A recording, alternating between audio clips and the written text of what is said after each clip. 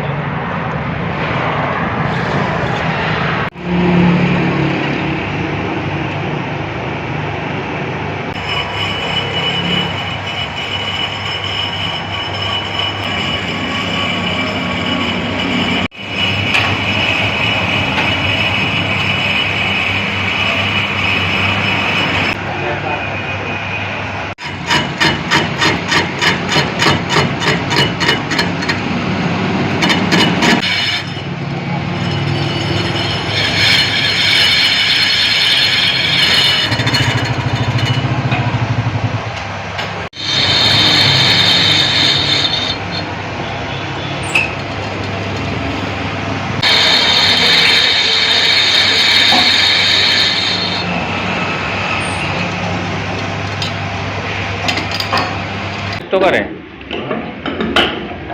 असली आ क्या एडिटिंग करने लगे एडिटिंग बाद करें ना वाला